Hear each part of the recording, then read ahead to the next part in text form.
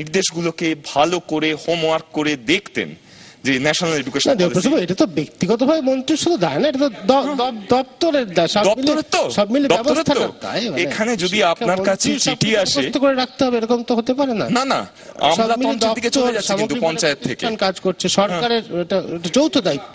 যৌথতা, ব্যক্তিগত আক্রমণ আমি করিনি কিন্তু, কারণ এখানে যে টিম ওয়ার্কটা দরকার ছিল, ইউনিসেফের প্রতিনিধিরা যখন আসেন এখানে, হ্যাঁ, যারা কাজ করেন দিল্লিতে, তারা যখন এখানে আসেন, যে টিমকে ওদের সামনে স্থাপন করা হয় সেখানে কিন্তু শিক্ষামন্ত্রী ছিলেন না, একটা টিম ছিল।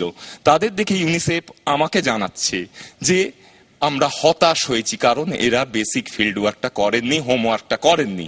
এটা আমি একার ঘাড়ে দায়িত্ব নিয়ে বলছি এবং বারবার আপনাদের কাছে, আপনারা যারা শিক্ষক, আমিও একজন শিক্ষক, কিন্তু আপনাদের কাছে যে চিঠিপত্রগুলো আসছে সেগুলোতে এই ট্রান্সপারেন্সির অভাব হচ্ছে, ভুল বোঝাবুঝি তৈরি হচ্ছে। এবং যেহেতু আমাদের এখানে অভিভাবকরা ভীষণ রকম এডুকেশনাল অবসেশনে ভোগেন, তারা ভাবছেন এই কি হয়ে গেল, এই কি হয়ে গেল একটা। ফলত এখন যে নতুন ধারার শিক্ষা ব্যবস্থা, যেটা ইয়েসপাল কমিটির রিপোর্টে উল্লেখিত, যেটা ইউনিসেফের রিপোর্টে উল্লেখিত, সেগুলো নিয়ে কে হোমওয়ার্ক করবে? আপনি আমলাদের হাতে ছেড়ে দেবেন, যেভাবে পঞ্চায়েতকে ছাড়া হচ্ছে আমলাদের হাতে, আমলাতান্ত্রিক গঠনের ভেতরে ছেড়ে দেবেন? এখন এই টিম ওয়ার্কটা, আমি কারককে ব্যক্তিগত আক্রমণ করছি না, আমি আলটিমেট অথরিটি আমাদের রাজ্যের শিক্ষামন্ত্রী, আমি নাম পর্যন্ত তার করিনি। তিনি যদি এটা নিয়ে বসতেন, তিনি আমার কিন্তু প্রাক্তন বন্ধু, এটা খেয়াল রাখবেন, নাটকীয় বন্ধু। প্রাক্তন বন্ধু কি করে হলো? এখন কি বন্ধুত্ব নেই? এখন বন্ধুত্ব তো তিনি আমাকে চিনতেই পারবেন কিনা আমি জানি না। হ্যাঁ, না না, তিনি আমাকে চিনতে পারবেন কিনা তা আমি জানি না। হ্যাঁ, সেটাকে নাটকীয় বন্ধু, সেটা এখানে বিষয় নয়। নাটকের সূত্রে তার সঙ্গে আমার আলাপ, সেটা অন্য বিষয়। কিন্তু তাকে আমি ব্যক্তিগত, আমি শুধু শিক্ষামন্ত্রী বলেছি, নাম পর্যন্ত করিনি, প্রপার নেম। তার দরকার হচ্ছে আমলাতন্ত্র নির্ভরতা নয়। এই পঞ্চায়েতকে আমলাতন্ত্রের হাতে তুলে দিয়ে কিন্তু বিশাল বড় এক বিপদের সম্মুখীন করা সেই জন্য আমরা যাবো না।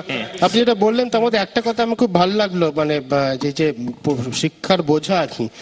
আপনারা জানেন নিশ্চয়ই, আপনারা সকলেই শিক্ষার সঙ্গে যুক্ত। অ্যালবার্ট আইনস্টাইন, তাকে একবার জিজ্ঞাসা করা হয়েছিল যে ছোট বাচ্চাদের প্রাইমারি স্কুলে কি পড়ানো উচিত।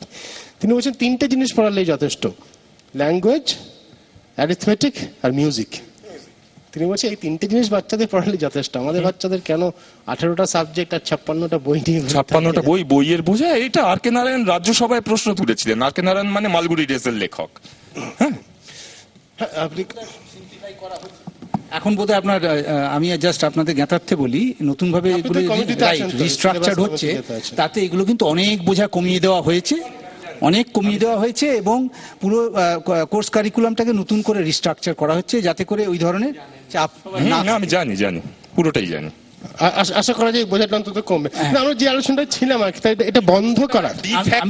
কথা বলবো, ডিফ্যাক্টো কমেনি, বোঝাটা ডিফ্যাক্টো কমেনি। এখানে সিবিএসই স্কুলে ক্লাস 4 এর মেয়ের, আমি সেদিনই একটি বাড়িতে গেছিলাম, 24খানা বই। না, এটা চালু হবে 2013 থেকে, নতুন ভাবে এটা যেহেতু রিস্ট্রাকচার হচ্ছে, এটা তো এটা লাগু হবে 2013। রাজ্য সরকারের পরিচালনায় যে শিক্ষা, তার কথা বলছেন। রাজ্য শিক্ষার পরিসরে কি ক্লাস 4 পর্যন্ত আমার যে ছেলে যে স্কুলে পড়তে, স্পন্সর্ড স্কুল, সেখানে 24খানা বই পড়ানো হচ্ছে। সেটাই তো বলছেন, সেটা করানো হবে, মানে সেটা কার্যকর হয়নি এখনো। আচ্ছা, না, আমি একটা জাস্ট ছোট্ট কথা, যেহেতু এই ধরনের গন্ডগোলগুলো হচ্ছে, আমার নিজের ধারণা যে এই যে নিজের হাতে আইন তুলে নেওয়ার প্রবণতা, এইটা হচ্ছে আসল জায়গা যেখানে প্রশাসনকে কোনো রকম মান্যতা না দিয়ে, প্রশাসনিক যে সমস্ত আইন কানুন আছে তাকে কোনো মান্যতা না দিয়ে, কোনো কিছু ঘটনা ঘটলে নিজের হাতে আইন তুলে নিয়ে তার প্রতিকার করার একটা চেষ্টা বা অপচেষ্টা, এই জায়গাটার থেকেই এই ধরনের গন্ডগোলগুলো সূত্রপাত হয়। দ্বিতীয়ত, এবং এটার থেকেই বোধ হয় যারা জনপ্রতিনিধি হিসেবে আমাদের থাকেন, তারা তাদের এই কোন জায়গায় রাশ টানতে হবে, তাদের এই যে সংযত আচরণ করার জায়গাটা, এটাও বোধহয় তারা ভুলে যান। তাদের কাছ থেকে অনেক বেশি সংযত আচরণ আমরা আশা করি, কিন্তু যেহেতু এই ধরনের একটা মানসিকতা তৈরি হয়ে গেছে, অনেকে বলছিলেন 77 সালের উদাহরণ দিয়েছেন ইত্যাদি ইত্যাদি। আমি বলি, এই যে এখন যারা আপনারা এখানে বসে আছেন, তারা তো অনেকেই হয়তো 77 কেন 80 পরের প্রজন্ম। তাহলে যারা হামলা করেছেন তারা 80 পরের প্রজন্ম, তারা এরকম মারমুখী হয়ে গেলেন কেন? এতদিন তো এমন একটা সরকার ছিল যারা মানুষের চৈতন্যোদয় করার জন্য নানান রকমের প্রক্রিয়ার মধ্যে দিয়ে গেছেন, তাহলে তারা এরকম মারমুখী হলেন কেন?